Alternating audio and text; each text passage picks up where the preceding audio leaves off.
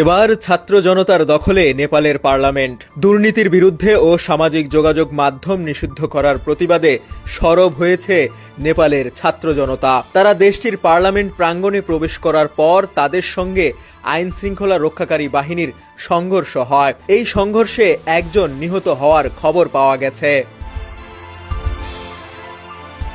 নেপালের সংবাদ মাধ্যম কাঠমান্ডু পোস্টের খবরে বলা হয়, রাজধানীর কাঠমান্ডুর নয়া বনেশ্বরে জেনজি বিক্ষোভকারীদের সঙ্গে পুলিশের সংঘর্ষে একজন নিহত হয়েছেন। স্থানীয় সিভিল হাসপাতালের নির্বাহী পরিচালক মোহন চন্দ্র রেগেমি জানান, চিকিৎসাধীন অবস্থায় একজনের মৃত্যু হয়েছে। নিহতের পরিচয় এখনও শনাক্ত করা যায়নি। মোহনচন্দ্র আরও বলেন, সিভিল হাসপাতাল, এভারেস্ট হাসপাতাল সহ আশপাশে বিভিন্ন হাসপাতালে আহত বিক্ষোভকারীদের চিকিৎসা দেওয়া হচ্ছে। আহতের সংখ্যা কয়েক ডজন। বিক্ষোভকারীরা নিষিদ্ধ এলাকায় ঢুকে পার্লামেন্ট ভবনের ভেতরে প্রবেশ করার পর পরিস্থিতি আরও উত্তপ্ত হয়ে পড়ে। এ সময় পুলিশ জলকামান, টিয়ার গ্যাস ও গুলি চালায়। এতে অনেকেই আহত হন।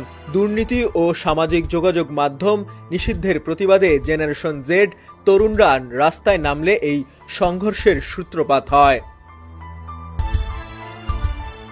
সহিংসতার পর রাজধানী কাঠমান্ডুর বিভিন্ন এলাকায় কারফিউ জারি করেছে স্থানীয় প্রশাসন। এছাড়া দেশের অন্যান্য প্রধান শহরগুলোতেও বিক্ষোভ মিছিল অনুষ্ঠিত হয়েছে। নেপালে সরকারের দুর্নীতি ও সামাজিক যোগাযোগ মাধ্যমের ওপর নিষেধাজ্ঞা আরোপের কারণে কিছুদিন ধরেই ক্ষুব্ধ ছিল দেশটির তরুণ সমাজ। তারা কিছুদিন ধরেই ডিজিটাল পরিসরে এর প্রতিবাদ জানিয়ে আসছিলেন। তবে আজ সোমবার ডিজিটাল পরিসরের পেরিয়ে এবার রাস্তায় নেমেছে জেনারেশন জেড।